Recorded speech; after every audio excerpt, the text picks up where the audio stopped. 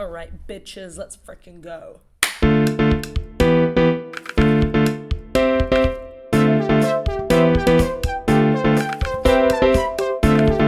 Hello everyone and welcome to Footnotes, stories that won't make the history books because they don't matter. I'm your host Emily, and everyone, welcome back. We are back. It has been a crazy long time since you've seen an episode from me. By my notes, it has been since September since I posted, but I'd recorded a bunch of ones back to back before that. So it has in fact been since August since I recorded an episode. So we're a bit out of practice. But I'm hoping it is going to be okay. I thought to kind of warm my gears up, I talk about something that I'm really, really passionate about, which, just to get into it, is Heated Rivalry, much like every other Gen Z woman, especially Gen Z queer woman. Yes, I am completely obsessed with Heated Rivalry, so I thought I would kind of use that to warm myself back into it. Yeah, so as I said, it has been since August since I've recorded an episode, which I think makes that 8 months. Oh my god. It's been, okay, so it's February now, 2026. So that does make it 8 months since I've recorded an episode, which is a long time. You could have a baby in that time. I haven't been doing that. Yeah, for those who are not, for the three people who listen to this podcast who don't know me personally, first of all, hi, welcome, thanks so much for being here. Not sure how you found it, but I really do appreciate it. I do know that there are some people who listen to this who don't know me personally, because Footnotes was in like 6 different countries, according to my Spotify Wrapped, and I don't know people who are from 6 different countries. I don't think who currently live there. So, and there were definitely more listeners. There were like, I forget. I should have had the statistics up, but I forget. But there were definitely more people. Some people definitely listen to this who I don't know personally. And if that's you, hi. But secondly, just a bit of an update as to where I've been this whole time. The answer is nowhere. I basically, so let's wind back to the beginning of 2025. So actually, end of 2024. I graduated from university, hell yeah, got a degree. 2025, it was like my New Year's thing to start this podcast, and I was doing that while I was looking for a job. And that has been a crazy whirlwind. The shortish version. So, what was it, August, where you would have last seen me, I was doing a lot of different jobs all at once. I was doing this like contract job. I was still working, and then I was working at like my cinema job, and then also trivia, and then I got another job after that contract ended, that I was doing part-time, and then I was there for like 4 months, and then it was around that time that I basically completely stopped doing work on this podcast because I got really sad because the boss was absolutely evil. Like, obviously, won't go into it. For those that know, they know how bad it was. If you're watching this, Mr. Boss, which I wouldn't be that surprised because I know he's obsessed with me because he won't stop talking about me to people. But, because he's mad that I quit after he paid me minimum wage. Anyway, it was... just for it was that bad that Sam, who we've seen on Horny Chef episode, was telling me that I like had to get the fuck out of there. And Sam will put up with Sam Phoconics, he will put up with anything. Sam will put up with the craziest shit. And he was telling me like, you gotta get out of that. So I was kind of like applying for stuff to like try to get out. I then got this full-time job. Yay. First full-time job. I was like, this is what I've been trying to do, right? This whole time. Started that in December, just before Christmas. They wanted me to start before Christmas. They brought office closed for Christmas because it's an office thing. I worked there for about 4 weeks. And then I got laid off.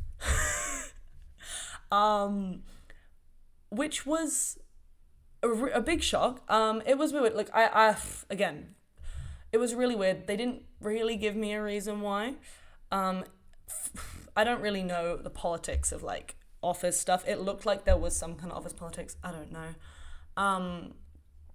Which I was kind of just like, shit. I have been spending over a year now, after finishing university, trying to put my degree to use, basically. And I'd, kind of stopped doing the podcast because I got so busy. I was trying to do both. I was trying to, I'm going to fulfill what I feel like I should be doing, which is having a proper job, and I'm going to do this at the same time. And then once I was doing the proper job thing, I felt like I couldn't do this because I was so tired, because everything was making me really sad. And then, I don't know. But now I don't have a job, so I'm back. That's not the only reason. Honestly, it was kind of a big wake-up call, because I kind of was like, dude, I really want to be doing this. Like, I was struggling so much, and I was kind of like, I don't even know if this is what I wanted to be doing in the first place. Like, it felt like I was kind of, like, settling a little bit. Because I knew ultimately, like, what I wanted to be doing, because it's the same thing I've been wanting to be doing since I was, like, 12 years old. But I was like, I can't do that because I'm not good enough. Which, to be honest, I'm probably not, is the thing. But I've figured, look, the conclusion, so what I wanted to be doing, like, I wanted to make videos, like, podcasts and stuff. Podcasts kind of came up, like, after I went to uni, but I wanted to be making, like, my own little, like, videos and stuff like this since I was a kid. I also have always wanted to work in the film industry. I wanted to write things, direct things. I also wanted to be an actor. And I was like, this is such an impossible dream that it's just never going to happen. So I might as well settle for something that kind of, like, is, like, in the middle. And the thing is, I'm not succeeding at that either. And so I've kind of figured, if I'm going to fail either way, I might as well fail at something that I actually want to be doing. And so here we are, we're back. Because then at least, I've given it a hot go. And that was a very long-winded way of saying, I'm really going to try and commit. So my aim is to get an episode out every other week. That has not been something that I've ever really had. The closest I got to that was, like, the second episode came out 2 weeks after the first episode. I'm really, really, really going to give this a go now. I've, like, intentionally that I am, in fact, not super looking for a super corporate job. I got myself, a few days after I got laid off, a new hospo job. So I'm working at a cafe now, which is really fun. And I'm trying to be a #hot barista. And I'm doing that and still my trivia show to kind of make ends meet. And I'm going to be really trying to put my time into doing this. I'm going to do this, and also I want to do some drawing videos. And that's kind of what I'm trying to be doing. On the acting front, I have got myself an agent, which is really exciting. I signed the papers today, the contract, as it were. And I booked in my, what's it called? Headshot, sorry. So we've made progress on that front. I'm also going to I've got a lot of friends I know who do film stuff, and I'm just going to, like, reach out to a bunch of them and be like, hey, anything you want me to audition for, I'll do anything. Because that's the aim. And we'll see where everything goes. Probably nowhere. But hey, that's okay. You know what? We're giving it a fat go. That's not why you came to this episode. You came to this episode to talk about Heated Rivalry. So let's get on to some actual Heated Rivalry. So through all this, the absolutely fucking absurd start to 2026, the thing, it's really got me through it. It's not my friends, family, loved ones. It's the gay hockey show. So this episode, I kind of wanted to do a little bit of a deep dive into the impact of what this show has been, as well as just to, like, rant about how much I love it, because I genuinely love this show so unbelievably much. Like, this show is genuinely, it's worth, like, everyone's talking about this show. I think this is such a case where this is so worth every hype it's given. Every flowers that this show's been given, it has earned through and through and through. Like, I cannot stress enough how special this is as a show. And I'm kind of going to go into a bit of the history of it, and I'm going to elaborate into a bit why. If you haven't seen the show, I'm being so serious. Drop everything and watch it. I'm terrible at keeping up with the shows. One of my New Year's resolutions is to watch more TV, which doesn't make a lot of sense. But I am terrible at getting through shows. This is the first show that I completed through 2026, and it took me so fucking long to get through it. That wasn't necessarily my fault. I was watching it with Sam, and Sam works a lot of nights, and we watched it over the course of 2 nights, but they were 2 weeks apart. I guess as a good idea of how much this show affected us. So we watched it together. In the 2 weeks, Sam, I guess, had kind of forgotten how much he enjoyed it the first time, because he was like, listen, I know, I love watching things with you, so we're going to watch it together, but I might be, is it alright if I play my game? Because I'm not sure if this show is for me, because I kind of feel like it's made more for women than gay men. Which is a conception that I think a lot of people have that we're going to get more into. But that was kind of where he was going. He was like, I don't know if it's for me, thinking about it, and kind of the stuff I've been looking into. And then as soon as we started the episode where we left off, we were towards the end of episode 4, which is crazy. Yeah, we stopped when we basically had 5 and 6 to watch, which if you don't know are great, the best episodes. And I knew they were the best episodes because everyone said they were the best episodes. And yet, we had waited so long to watch those. Anyway, yeah, and as soon as we started up, he's screaming, crying, throwing up. My aim as well for this episode is to try and make it a episode that you can enjoy if you have, and if you haven't seen it. Let this be my pitch to you. This is going to be a mostly spoiler-free episode. So if you haven't seen it, you can still enjoy it. Let this be a pitch to you, because we're not going to go into too much detail about the specifics of what the plot of the show is. There are vague spoilers, 5 and 6 are the best episodes, but even I probably wouldn't count them as a spoiler, and I count literally everything as a spoiler. But there is, obviously because it's the finale, stuff gets kind of crazy, and he was literally crying,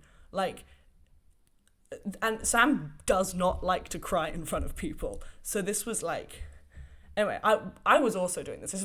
I'm making it seem like it was just him. But to me, it was he was I don't think this is really for me, and then as soon as we were watching it, he was just so this is truly the thing. I'm not exaggerating when I say no show has so quickly immediately gone into my favorite shows of all time. So you've got Letterboxd top 4, you've got your I've got also my TV show top 4, and this is immediately gotten through us. I think it's kicked out Killing Eve, because frankly Killing Eve was only in it for the first 2 seasons, and then it really took a... The only show that I think comes close to how much I fell in love with it so quickly is Fleabag, which if you've seen Fleabag says a lot, because I also fucking love Fleabag. Season 2 episode 1 of Fleabag, I would have said it's one of the most perfect episodes of television up until episode 5 of this. I would genuinely, that's how much I love it. And this show, it's got a bit of a rap as the slutty gay hockey show. It's people kind of, when they talk about it, they're there are these hot dudes and they have a lot of sex and it's super hot, but which it is. But it is actually just so much more than that as well. This is so emotional, and it's really well made. Genuinely so much love and craftsmanship went into the show, and I feel genuinely lucky to get to live in a time in which this show gets to be, I get to watch this show, because I it's one of the things where I look at it and I go, yeah, this is why filmmaking and TV show, this is why it's an art. Someone has put, and specifically the showrunner Jacob Tierney, he put his his whole bussy into it. He put his heart and soul into this. It's a really just it's just phenomenal. So let's get into a bit of history. So a bit of a background. So Heated Rivalry is the title of a book in Rachel Reed's Game Changer series. This is a book series published by Carina Press, an LGBTQ plus imprint of Harlequin. So I think it's like the gay bit of Harlequin publishing. It was published in 2018. The first book is Game Changer, and the second book is Heated Rivalry, which was published in 2019. The other books in the series include Tough Guy, Common Goal, Role Model, The Long Game, and the forthcoming Unrivaled, which is coming in 2026. I think these all follow different like gay couples in the hockey industry. I think Shane and Ilya make like appearances in different one, but this is specifically based on Heated Rivalry, which is the second one. But I think they're all based off different like characters. Like it's like a mild spoiler. There's a subset story that we follow specifically in episode 3 of Kip and Scott. Oh my god. Yes, that's right. And that's based off a different one, which I think is Tough Guy. Let me double check that. Game Changer. Okay, no, it is Game Changer. It's the first one. Game Changer. Yes, okay, Kip and Scott. It's Game Changer. I was totally wrong. It's Game Changer, the first one. So the first one is what Kip and Scott, sorry, and then Heated Rivalry is the second book, which is what it's on. But we kind of do a little bit of a secret slide into Game Changer because the stories kind of intertwine, as it were. And they, you know, one affects the other, or one more than affects the other. If you've seen the show, you know what I mean. We're not going to go into it too much. But it started as this book series. This was a book series that was very popular in Book Talk. As is not that surprising. Book Talk loves a bit of spicy romance, is like, I guess, the stereotype. There's obviously different avenues of Book Talk. There's like the Book Talk that has like, you know, where like Hamnet and My Year of Rest and Relaxation and Tender as the Flesh and all that kind of ones are very popular. And then there's the ones where it's like Court of Thorns and Roses and Beach Read and People We Meet on Vacation and that one Raylo fanfic that got published and is being turned into a movie, which is starring Daisy Ridley's husband playing... Anyway, that's not the point. I completely forget the name of that book, but it's on that kind of like romantasy and also like spicy romance kind of side of Book Talk, which you can kind of tell just from whatever. I haven't read the book. This is kind of part of me wondering whether or not I should read the books or not, because I love the show so much. One of the things I wrote is the book covers. It's when I was looking into the books a bit, I know it's kind of faithful, but there are definitely some pretty obvious deviations from the book to the show that I've kind of seen. For the sake of spoilers, we won't go into that too much, but they're you know, they're pretty similar. The book covers are so insane. Like, you would not think, looking at the book covers, that this would be adapted into sorry, I've got it on my screen, so I'm just laughing, into one of the most beloved shows of the 2020s. There's the classic one that we're kind of looking at the moment, which is still kind of a crap book cover, to be honest. Like, it's one of I'll pop it up on the screen. But the book cover that you kind of see now is very much like that classic spicy romance, Book Talk kind of style cover with that, like the outline you know, block color art thing, which, can I just say, I hate that art style so much. It's like, the style of book, can we stop that? It's like it's this huge thing in the 2020s, but like, I don't mind having drawn versions of the characters. In fact, I love that. If we look at like I really like, for example, the Carry On by Rainbow Realm, those authors. The problem is the art style that they decide is the best way to do every single book cover is so ugly. Like, it's so unbelievably uggo. If I was in Tokyo a few weeks ago, I know, I haven't told many people about it, but they love like an illustrated book cover, and they're so beautiful, like genuinely like this, like, obviously there's like the manga covers are illustrated, but like even just the novels, that like almost all of them are illustrated, and a lot of them are in that manga style, which obviously might not translate properly to Western audiences who associate that very much with like Japanese literature and not Western literature. But we can do better than this style of art, which I hate.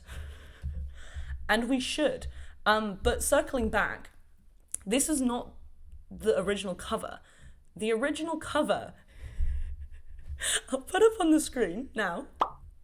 If you haven't seen it before, it's very much, if we look at the difference between the 2010s and the 2020s, like YA novel kind of, that's my neck, novel situation, like the book cover trends, you really, especially for romance and kind of spicy romance kind of stuff, you really do see the difference, and how the times have changed. And I don't know which one I dislike more, just from an artistic point of view, but this is what we have. For those who are on pure listening mode, you can look at on, we do have Spotify video enabled, which you can look at if you so choose, but for those who might decide not to, it was very much that, like, where you have the models on the front cover and they're faceless, because which I get, like, I hate when it's like an actual person's face. Very much like what we kind of had in the Mortal Instruments and the Cassandra Clare kind of era, where it's like it's cut off around, like, just before the nose, so you don't really get, you can tell they're hot, but you don't know exactly what they look like. And they're completely shirtless. Basically, we've got ab and pec, full splay. I think we've got who I would presume to be Ilya, with his belt hanging loose and his pants looking partially undone, and we've got who I presume to be Shane, purely just because one's slightly paler than the other. Who I'm going to presume to be Shane is in the process of undoing his pants to reveal his white boxer briefs, and it's got that cursed freaking cursive ass font with the heated in block letters and then rivalry in like a swirly calligraphy font that they used to love to do. One of the things, like, I've heard it is like a bit trashier than the show. Obviously the show is a bit of like a, it's a sexy hockey show about two hockey players that kiss. It is a little, like, it's not, you know what? No, it is high art. I take it back. I don't know. No, it is high art. It is high art. And I don't want to hear anyone say otherwise. But, I mean, one of the, criticisms of the show is that it is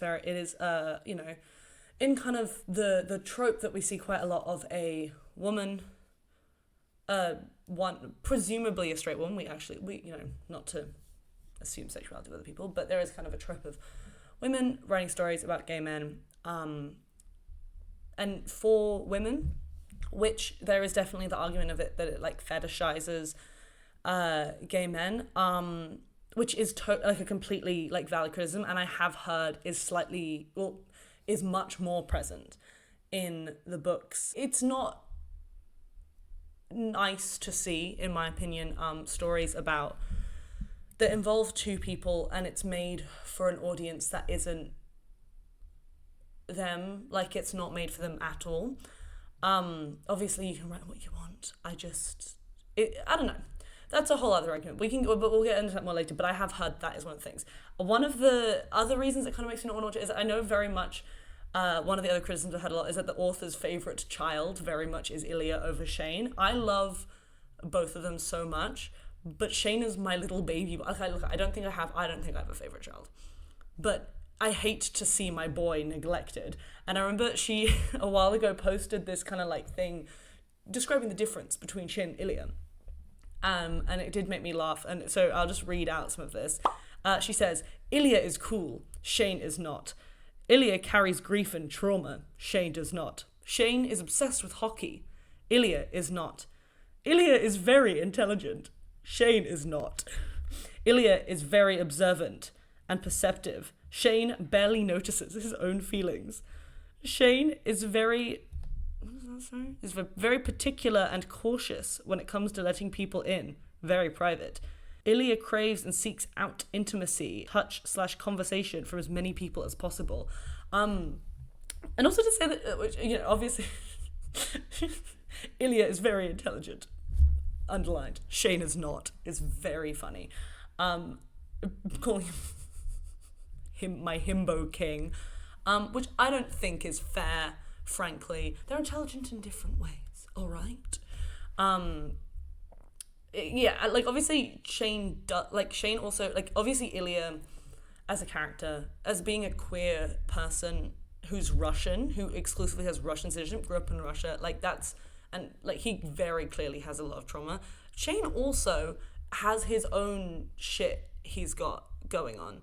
Like, okay, again, not to go too much into it, but, like, Shane doesn't know that he's gay at the beginning of the story. Like, that's a huge thing to kind of go with. And I do feel like, I don't know, the criticism I've heard is that she kind of skips over some of Shane's depth and kind of trauma in the story, like, kind of glazes over it in favour of Ilya. And Ilya's does seem to hold more magnitude, but I think something the show does really great is it doesn't kind of pit them against each, like, it doesn't pit, like, one over the other, like, one has it harder than the other. It's a story about both these people who both have struggles, and they're different, which I like. So if you have read the book, let me know, do you think it is worth reading?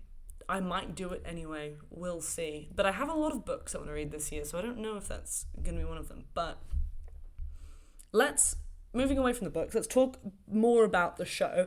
Let's give a bit of background on the actors, because one of the things I loved about this show, and a lot of people have talked about how much they loved it, is that our two leading men, being Hudson Williams and Connor Story, were complete unknowns, basically. They had very, very little professional acting experience before this. Connor had a bit more than Hudson. I love calling them as if I'm on a first name, but I'm going to call them by their first names. I don't know them personally, but they feel like my sons. Maybe not sons. I'm a little too attracted to them. Oh God. Okay.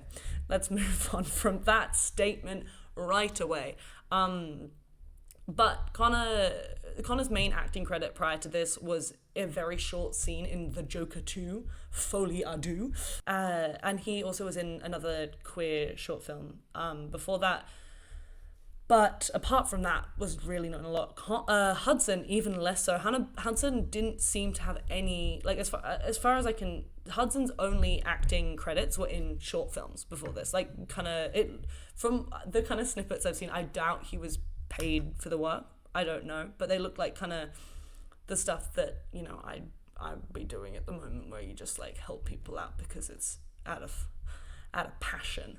And it's very inspirational because they're both my age. I think Connor might be a year older than me. He's 25. Yes. Oh, he's almost 26. He's going to be exactly a month after my birthday, 22nd of February. King. I don't know what star sign. Are we compatible?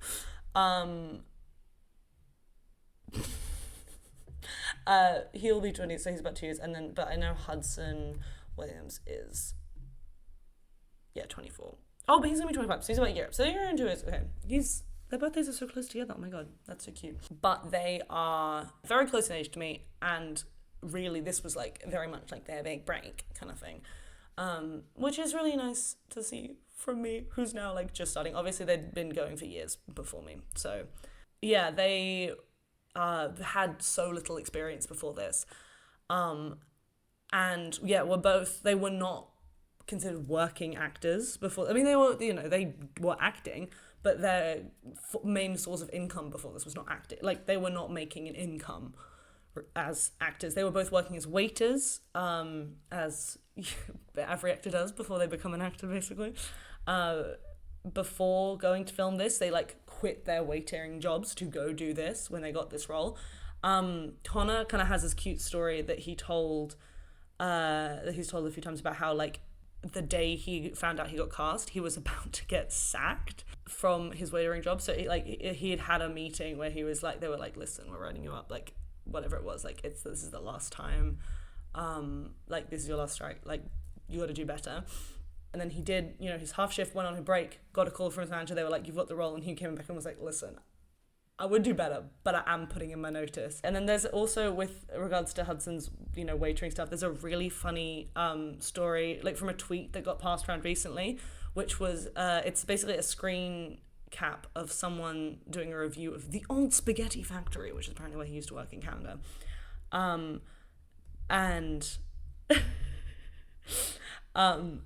basically it's a 4-star review from someone, and they went, the food is great. There is a server there named Hudson, and he really needs to look into modeling. The man is gorgeous. Which, so true. So true. But it's just really funny, like, people who are predicting kind of the rise. Like, he has now done his first runway. Hudson was doing a lot of modeling stuff, which, like, he absolutely should. Like, those two have some crazy face cards. Generational face cards, one might say. They're also, I think one of the things that has aided in the show to go so viral is just how charismatic they are, and they're so funny. If you've seen their kind of like Teen Vogue compliment battle or the reading thirst tweets thing they did with BuzzFeed, like, not only do they have so much off-screen chemistry with each other, as well as obviously on screen, but like they're so funny and so charming, and they're so unafraid of talking about like the awkwardness of the show.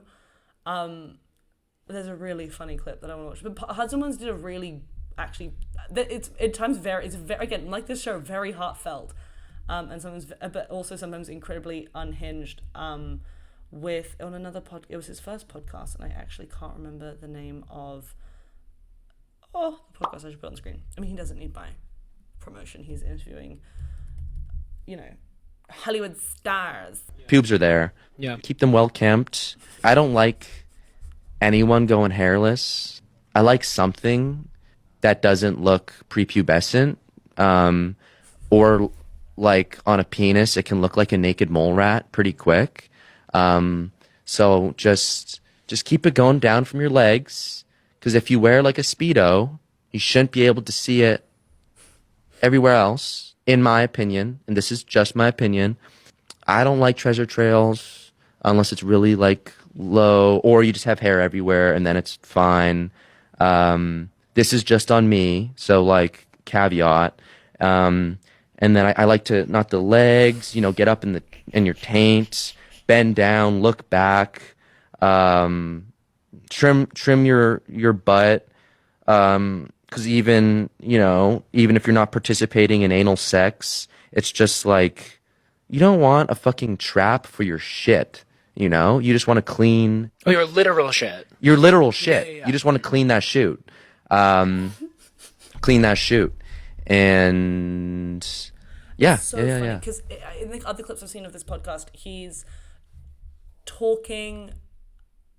it's like talking really in depth about how this like sudden rise to fame has affected his mental health, and how it's affected his personal life, and how it's changed. Like, it's a really like heartfelt interview. And then there's this other clip just where he's just like talking about his opinions on pubes, and like goes into detail, being like, not pubes there, but pubes there, and you want a bit like that, and I want it like this, and I want it like, talking about like his personal review of his own pubes. It's so funny.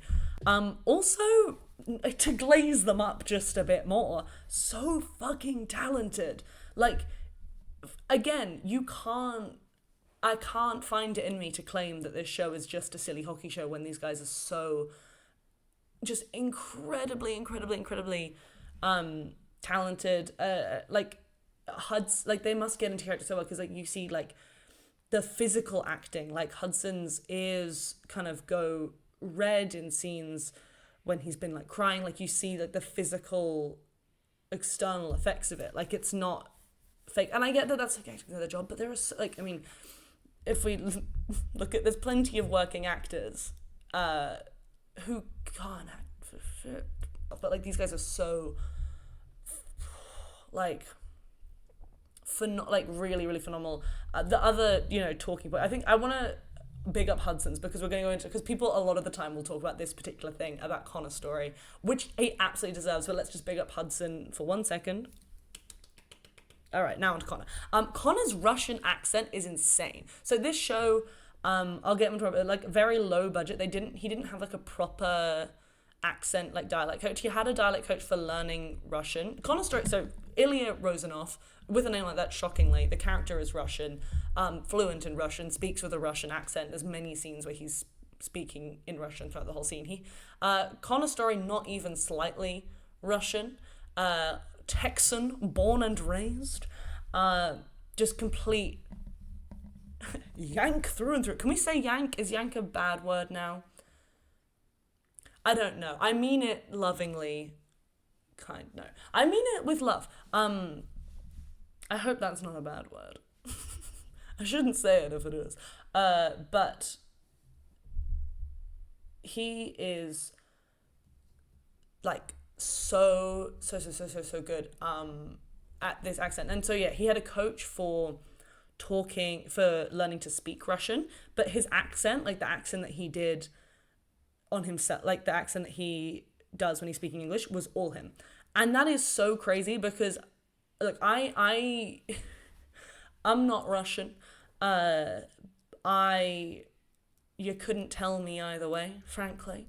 What, like, if it was kind of good, I'd be convinced. But the reviews are that genuinely, like, it's people who are genuine Russian speakers not only think his Russian accent is like completely convincing as someone who speaks Russian natively, but that his actual Russian speaking sounds like someone who at least like speaks Russian on a day-to-day basis, like someone who speaks Russian like who grew up speaking at home, for example, which is so impressive. There's a story that he tells about how, because a lot of the background actors that they hired for the scenes that are set in Russia actually were Russian actors, and there was an old woman in one of the scenes after they cut, like, turned to him and, tried to start speaking to him in Russian. He had to go like, no, like, I'm not, I actually don't speak Russian at all, which is so crazy.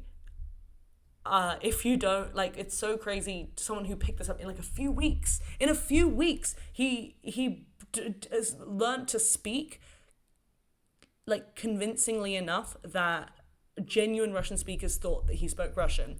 I've also have it on good authority. My friend Luna, big up Luna. She is Russian, does speak Russian. That he does sound like someone who speaks it fluently, which is just crazy impressive. It's also the way he changes his face is crazy because he looks Russian. He looks like he Russian. Like he looks so like a Slavic man through and through in that show. And then when you look at Connor in real life, he doesn't even look like him. It's really, and it's not just, I mean, like obviously the hair and the way they're styled, like a character versus them personally, it's obviously going to be different. But a way I really want to showcase this is this clip, which was promoting him going on to the Seth Meyers show. I'm just going to play this. I was going to ask you, Myers? will you come on late night tonight? Myers, you know I can't do that. We could have a great interview. Together.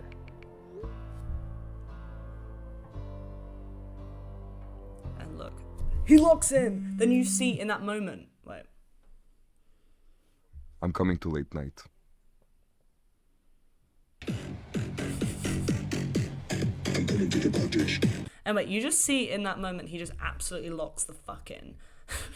He just locks in, and you see his face change from Connor Story's face to Illy's face. It's crazy. I don't know how he does it. And they're just so talented. And I really hope that this encourages more people to go for unknown faces, mostly because genuinely, like, I think I'm so tired, especially in movies at the moment, like big Hollywood movies. I'm going for the same 5 people over and over again.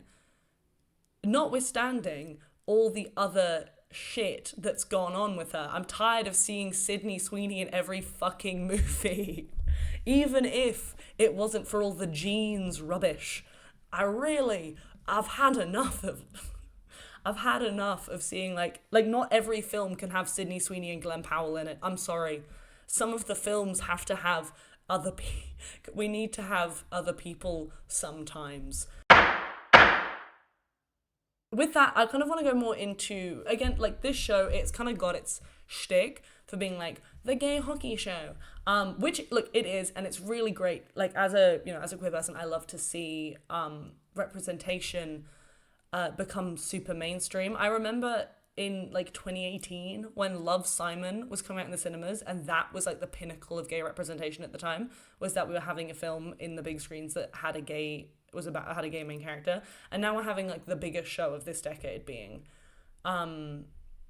this decade so far being about, I don't know, it's nice to see how much things have changed in the last like 10 years. I think it's, I don't know, I mean, not even 10, no, less than 10 years. It's really, I think it's wonderful to see how much things have changed in that regard. But that being said, it's also like, and I don't say this lightly, like genuinely to me, okay? Other people might disagree. I have someone with a film degree, which, as we've discussed in this episode, has not got me very far career-wise. But as someone with a certified film degree, I think this film is genuinely so impressive from a filmmaking, like obviously a TV show, but from a filmmaking storytelling perspective, I genuinely think this is a crazy impressive show. The showrunner is Jacob Tierney, who I kind of mentioned earlier. He so clearly has so much love for the show. I've really loved seeing how he has been a forefront of a lot of the interviews and has been talking a lot about it, because I feel like sometimes showrunners kind of get swept under the rug, and like directors a lot as well, unless they're like the really big names like freaking Nolan or Tarantino or Greta Gerwig and stuff, like unless it's like, you know, the big boys. A lot of the time the people behind the camera, especially in TV, I think unless the showrunner is like a particularly big name, or is someone who is also like playing a character, like if it's a Lena Dunham or Phoebe Waller-Bridge kind of situation, they really get, and I've loved to see it because he clearly like is so intelligent, so creative, so brilliant, and has so much love for this show. I also love that I think it was really important to have a gay man make this show, like turn it from the book into the show. I think it does kind of make it more have that universal appeal, because obviously the book, it was written for like the target demographic of women, and definitely there is that, you know, argument that we kind of talked about earlier about how there is a bit of a problem with women, often straight women, but also any women that are attracted to men, kind of fetishizing gay relationships in the same way that straight men fetishize, not in the same way, but in a way that is also bad, the way that, you know, straight men will fetishize lesbian relationships. But I think having it be made by him is really what's made it have this universal appeal, because it's made it for the queer community, and it's just great to see that. But it's loved by everyone. Like I have straight friends, okay, I swear, and even I've talked to even my straight friends about this show, and that's how like truly you know, special this is. But it's really made it like the story that is kind of part of that community. But because it's combining like a story told by a woman and a story told by like a queer man has really made it what's like helped to kind of tie it all together. It's also, I don't know, I just in a time of, you know, AI slop and constant mindless remakes being a thing, like where it's rare to see any sort of original idea. I think this show is so special and so important, and I think, you know, hopefully will encourage more of that down the line. And I really, and I love that. One of the things I kind of touched on earlier was this show had like no budget, which I think was probably a big reason why the actors were, respectfully, complete no-names. Like, this show had a budget of some potatoes tied together with a shoelace. Like, this show had no money behind it, which I think makes it all the more better, because it like they were really forced to put care into where their money was going, and I really think that they put it in the right things. You can kind of see that in some of the notable differences between the book and the show.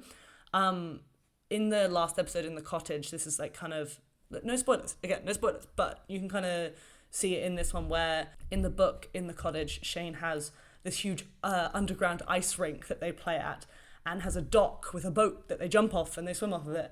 And in the show, there's no ice rink. The scene is switched with them playing like football in the grass, and instead of a dock, they're just jumping off some rocks. And I don't feel like the show is telling less of a story by swapping that. If anything, it kind of brings you in and makes it more grounded and draws you into those characters, because you can kind of, there's things like Ilya has a lot of sports cars. Like, you still get the impression that they are incredibly wealthy, incredibly successful athletes without needing all of like that extra stuff. They show it in other ways, like how Ilya is able to fund his family back in Russia, and how, you know, Shane has this like beautiful cottage. It's not what I would call a cottage, frankly. I have to say, someone who grew up in England, a cottage means something clearly very different to me. I don't call that's a woodland mansion, dare I say. But besides the point, there's one of the really fantastic examples of how they kind of use their budget in like a really, really great way. Is this, again, this is not really a spoiler because I'm just going to vaguely describe it. There's a scene where they're having a press junket. It's a scene like the camera framing just focuses on Shane and Ilya head on, kind of like how I am now. They're kind of like facing head on, and you get the feeling that they're in a room, a really, really busy room with a lot of reporters going blah, blah, blah, blah, everywhere. And the thing is, I didn't even realize at the time when I first watched it, you don't see a single other reporter. All you see is Shane and Ilya. You do not see the reporters. All you see is camera equipment, Shane and Ilya, flashes, and you hear the noise. Because the reason that you had to cut, because extras cost a lot of money. Because you do have to pay extras, and you have to pay each person. Obviously not as much as you pay like an actual actor, extra actors too. But it is expensive to have a room full of people is incredibly expensive, and they just cut off by making it in, like filling that in with the audio design. And you don't notice. Like, I did not notice until I saw an analysis of the scene and someone showing that. And it's really, really, really, it's super impressive how much they put into the feel of the show and like the atmosphere, and how they're able to like cut out excess kind of things along the way. It's like how they really invested into finding those perfect actors, rather than like the actors who are really going to bring these characters to light and really care about this story, rather than getting some big name actors who might drive up more publicity and stuff. It shows they didn't need it because the show was that amazing on their own. They're kind of one of the funny things. I want to give a shout out to this creator that's going to be on the screen, because I'm going to show this a little snippet of this video, but there's a really funny thing. So obviously I'm not from Canada, never lived in Canada, actually never been to Canada, is on my bucket list. Shout out one of my best friends, Alessia, has just moved to Canada for 6 months. Miss you so much. We miss you so much, Alessia. We hope you come home, but you look like having the best time in the snow. But apparently for those that are from the Hamilton, Ontario area where it's filmed, you really do see that it is like, despite the fact that this show is set, like the show's set all over the world. You've got, the Olympics in Russia. You've got where the woods is in the cottage. You've got New York City. You've got, all parts of Canada. You've got Montreal, where like Shane looks like it's Las Vegas. Like, it's set not just all over America and not just over all of North America, but it's set all over the world. And it fooled me, frankly. I assumed at least New York was filmed on location, but apparently not. If I can get this fucking link to open. There we go. This was just, it kind of shows the scale of where they were filming this video, so I'll play that now. As a gay man and a Canadian, I'm finding it very hard to watch Heated Rivalry right now. What do you mean Ilya is in Moscow? That is Dundurn Castle in Hamilton, Ontario. Scott and Kip are not flirting in a smoothie shop in New York City. They're in Relay Coffee. 10 minutes from Ilya's castle in Hamilton, Ontario. The gala scene is 3 minutes from the coffee shop, Leuna Station, Hamilton, Ontario. The entirety of McMaster University's undergrad population has been there because that's where we hosted all our formal events. And maybe this is a uniquely Canadian experience, but I can't watch TV without staring at the background trying to figure out where we really are. I forgave Suits when they ran a streetcar through the background and still called it New York, but I can't focus when Ilya and Shane are running in their hometowns and they're only 100 meters apart in the same park. Let me get a map. This is the castle. If you're European, don't laugh when I say castle. Ilya is usually running around the back from this direction over here. And Shane is on this end of the park running down this path. This was my morning walk for like a year, and there's actually a very pretty lookout if you go to this side, kind of where Ilya starts his run. So I've got 2 episodes left, and I know they go to a cottage, which is set in Quebec, but I'm pretty much 100% sure we're going to be in Muskoka. Yeah, so it's just really funny. You can see they're like 10 minutes, it's like 10 minutes apart from each other, these places that are supposedly, you know, across the other side of the world. And again, they make do with what they had, and you don't really notice. Like, it wasn't until I was doing research in my like obsessive frenzy after having watched this show. This was really in the 2 weeks of having started the episodes and then finishing it. I somehow managed to avoid spoilers because it's not about what happens. It's about that feel of the show. I mean, it's a bit about what happens, but it's just like I don't know if I've said this. I've said it once. I've said it a million times. It's so freaking gorge. It's so clever. It just brings me back to my Supernatural days of when they see stuff that is allegedly all over the world, but it's all like a 5-minute walk from each other, which is really fun. Another really fun kind of detail I thought was the attention detail. They have to make the logos for the show of the Montreal Metros, which is the team that Ilya plays for, and the Boston Raiders. No, I got wrong way round. Backtrack. Montreal Metros, which is what Shane plays for, and the Boston Raiders, which is what Ilya plays for. And they designed in a very intentional way. We'll pop those up on the screen for those that would like, for those viewers that would like to see. But they were designed in a way to kind of, how's a delicate way I can put this? For the Boston Raiders to look like the givers, and the Montreal Metros to look like the receivers. It looks like butt sex.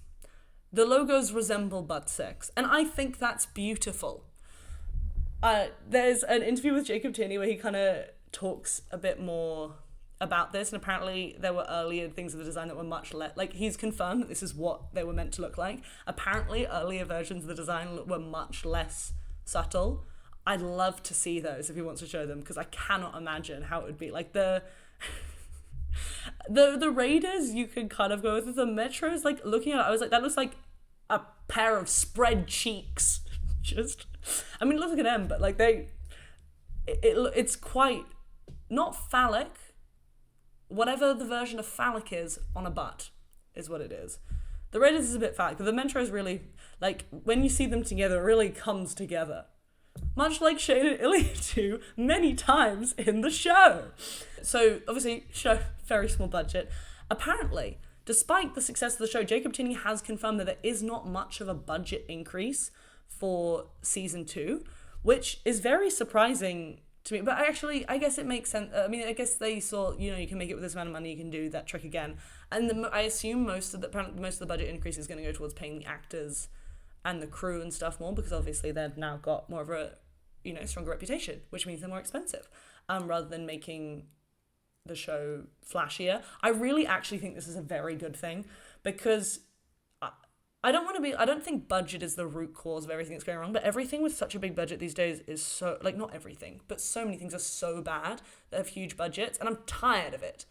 I just want, and I think this will keep it grounded and keep it good. Hopefully, touch wood. It has now been confirmed for season 2.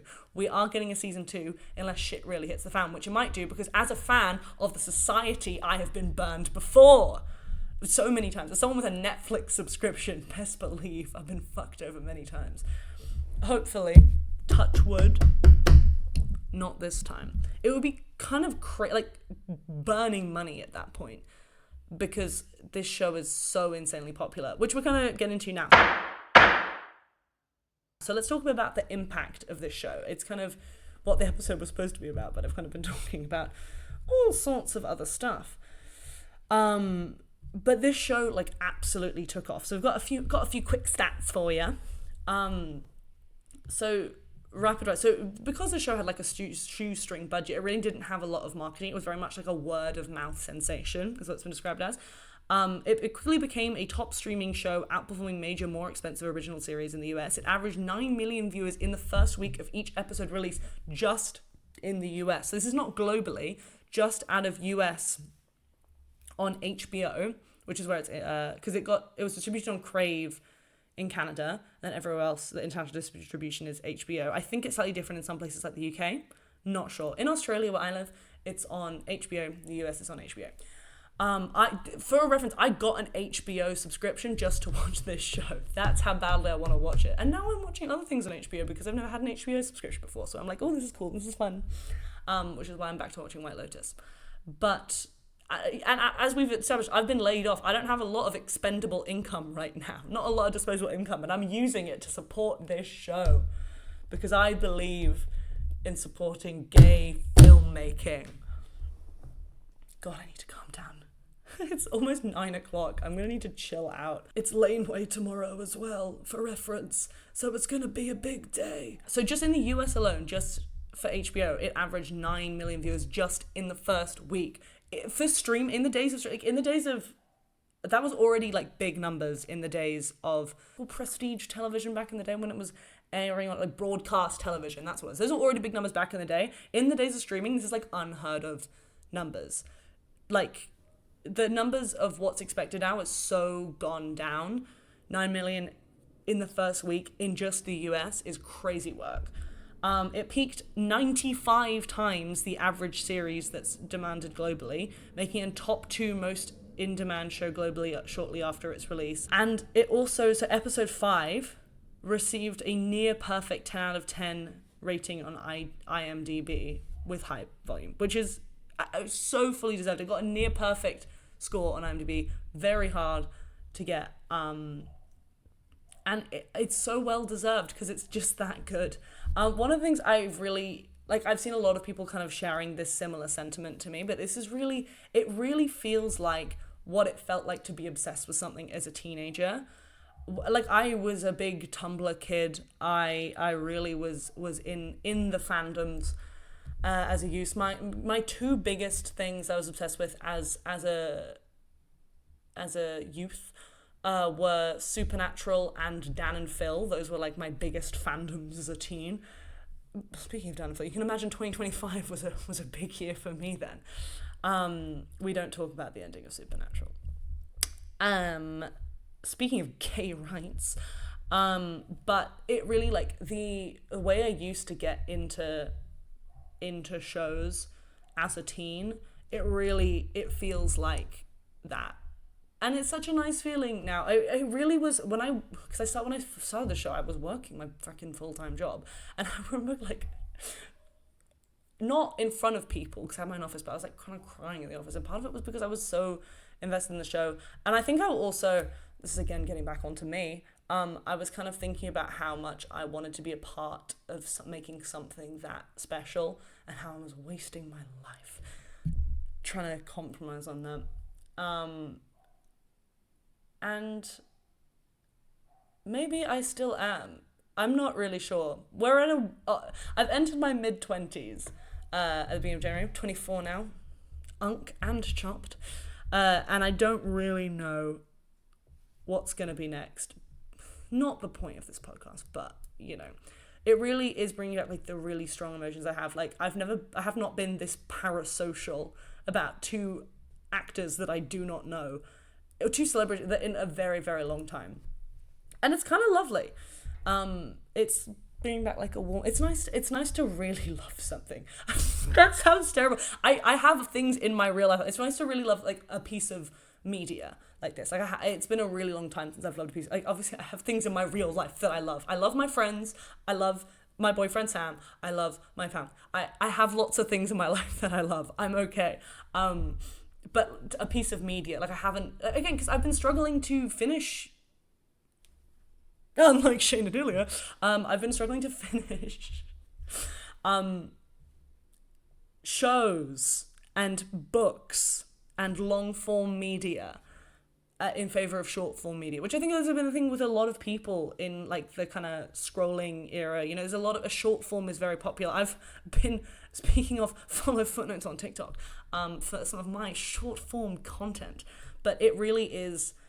It's been a long time since I've got this invested into something short form, and it's really nice to have. You know, I mean, so this show, it shot up, like, as soon as it was out, like, started releasing, it immediately got so popular. They've had this huge rise to success, these two actors, that normally, you know, it takes, yeah, it's like overnight that normally you build up over the course of decades, at least a decade. It's kind of very much, they've had, like, the Chapel Roan effect, but as actors. They, you know, got invited to the Golden Globes that were on the 11th of January. Obviously, this was pretty shortly after the show had finished. It finished airing like right at the beginning of the year, so it was like a fast turnaround to get them there. They had their glam bot debut. Hudson Williams was the first actor to have a censored glam bot. And then they weren't just at the Golden Globes. They presented the best supporting actor in a TV series.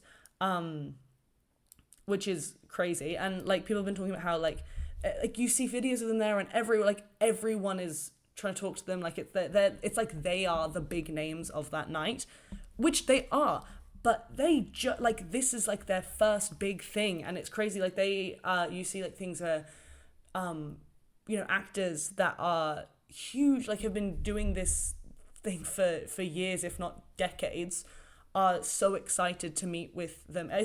They've like absolutely, you know, shut up. They've even got recognition from politicians. One of the funny things was this clip with Mamdani, which I'll play. The snow is coming down heavily across our city, and I can think of no better excuse for New Yorkers to stay home, take a long nap, or take advantage of our public library's offer of free access to Heated Rivalry on ebook or audiobook for anyone with a library card. They also, Mark Carney, who's the new Canadian not new, I think he came into office at the beginning of last year, much like this podcast, when this podcast started. And he also he also in a speech talked about them. He met Hudson Williams. They kicked it off quite well. And he mentioned this in a speech recently, which we'll play now. Congratulations to my new best friend, Hudson.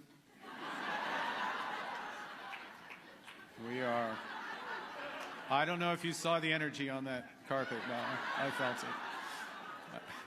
He's a good actor. He could Congratulations, Hudson, Sophie, all the producers here this evening. On behalf of Canada's new government, look, I'm a politician. I'm not above taking credit for the Canadian funding that helped you share this story with the world. I might not have been here when the decision was made, but I'm here now. So, yeah, I greenlit this thing. I stood up to the Americans. I made this thing made. Yeah. One of the other things that was also huge is, so the Winter Olympics has just started as time we're recording. We had the curling yesterday. I was like, Winter Olympics, I don't care about the curling, show me the ice hockey. Sorry, all respect to all sports, I think. But they got to be torchbearers for the Winter Olympics for 2026, which again, like that would have been so much organizing, and it shows like the impact that they've had, and it's really exciting. Another thing that we've seen a lot is the club nights that have been going on. It's not that like a themed club night, especially in Sydney where I am, has been very, very popular. I went to quite a few last year. There was, you know, it started with like Brat Club Night, Addison Club Night, then we started going like, so there was Saltburn Club Night was one, Glee Club. I've been to a lot. Like the club nights I'm sure they're popular around the world. In Sydney right now, where they've been very popular in the last 2 years. And they're great, frankly. But they've been doing it where they play the edits of the show on the screen, which is great. This has been like a great thing for editors as well. I'm going to do a whole episode on history of editors, because I have been like an edit watching bitch and making. Fun fact, not many people know that I had an edit account as a teenager. I know, bull. But like playing the songs that they've got like iconic edits associated with the show. I know ball, don't worry. I know hockey. Like the Rock Me edit, the Man Eater edit, and of course the famed Google Drive edit. Big old freak, big booty, big old treat. And they're playing them on the screen and people are shouting along. Last night, as we record, all my friends went to the one in Sydney and I didn't get to go because the tickets sold out and they organised it while I was in Japan and I wasn't paying attention to my messages. I'm very upset, but that is the way things are. It's okay, I'll find it in my way to forgive them. With this sudden rise to fame, like, as we kind of talked about, it's clearly, like, that's going to be a big thing for anyone. And I do feel like they've handled it really well. I think, especially like because it's a very sexually charged show and they're very gorgeous boys. So people, you know, there's a lot of parasocialness, especially in like the romantic side, and I think they've handled that really, really well. But people have been prying beyond what is right.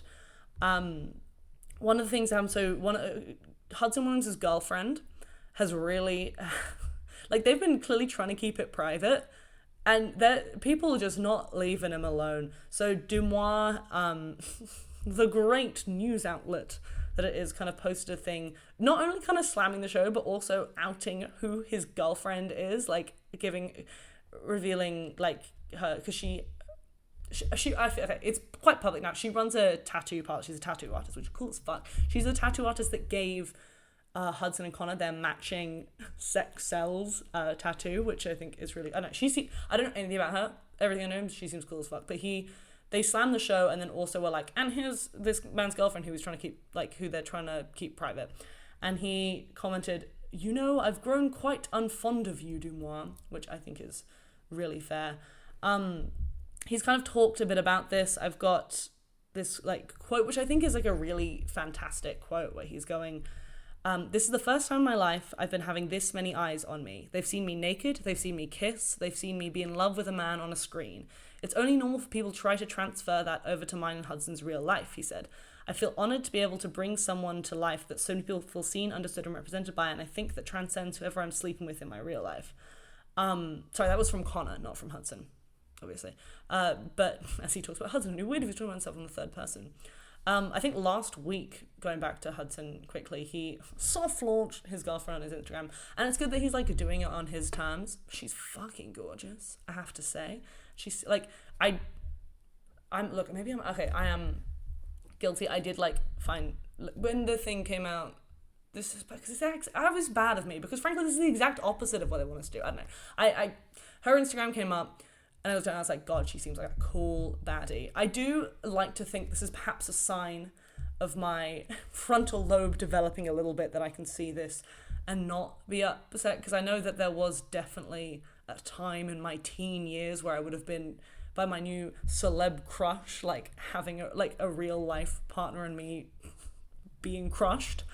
It's nice to see that I have grown a bit from my teen years, probably notwithstanding the fact that I obviously have a partner of my own. Shout out Sam. But yeah, it is at least, you know, I think it's nice that I've grown a little bit. That being said, I am very guilty still, and this is something perhaps I should try to work on, and it is something I'm going to work on, of whenever I see, when I find out that an actress who is got well known for playing a lot of queer characters who I really like, when I find out like that she has a boyfriend, I'm just always like, oh, which I am fully aware is so ironic, because I am a queer woman with a boyfriend, so it doesn't make any goddamn sense, and yet it's the feeling I get. But maybe that should be my goal, instead of watch more TV for 2026. Anyway, one thing I found out: Heated Rivalry not eligible for the Emmys, because it's completely financed outside of the US, which I think, frankly, is fucking bullshit. I know that's the rules, but I don't like them. I don't know if it's eligible for the Golden Globes next year. It's the same thing. It cannot, no. So it's not eligible for the Emmys or the Golden Globes because of how it doesn't have any US funding. And I get that that's the rules, but I don't like it. I'm tired of this US centric shit, especially in this day and age, frankly. I think we really got to start having a less US centric media landscape, frankly. But I mean, kind of leading off that, so the funding, it is actually one of the really funny fun facts is that the Canadian government funds part of Heated Rivalry, like Canadian taxpayer dollars go towards funding the smutty gay hockey show, which I love to see. Because apparently, so it's quite common for there to be government programs to help fund filmmakers and shows that are made like specifically within their country, so that they can kind of compete with like the big boys in Hollywood. The Australian government does this a lot. They also have like super like tax things. The Canadian government, because they also have a pretty decent film industry, film and television industry, are also doing that. So it's kind of one of the ways that countries that aren't the US can still have arts. It's one of the few ways in which governments support the arts, which is, you know, nice to see a little bit in this day and age. Again, back to the AI slop stuff. But the Canadian Media Fund, which is the fund that kind of manages the government spending that goes towards these things, gave $3.1 million to production, plus tax credits, which is like, I don't know, refundable stuff. I don't know how taxes work. What was the budget? Okay, so the total budget was 11 million Canadian dollars. So that's a pretty huge chunk of it came from the Canadian government, which is great, honestly. Good for them. And then finally, you know, one of the other amazing impacts, and if anything, this is like one of the most beautiful things. So Jesse Cortum, who I don't know if I'm pronouncing that correctly, but he's a Minnesota-based hockey player, publicly came out as gay in January 2026 after being inspired by the gay romance drama series Heated Rivalry. It like literally inspiring a player to come out because of the success of the show. And hockey, ice hockey specifically, has a reputation of being quite behind, and having kind of a backwards culture and quite a homophobic culture, which Rachel Reed, the author of Heated Rivalry, kind of said that was because obviously even if there's a homophobic culture, there's still going to be gay people.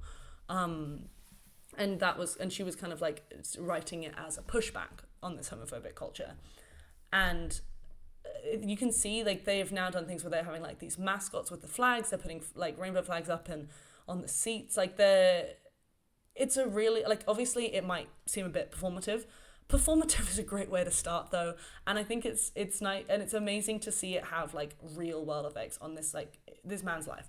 You know, he can and obviously in women's hockey it's a slightly different thing. I think in women's competitive sports it's much more common to have gay players. Not to say that, you know, gay women have it easy, because Lord knows they don't, but it's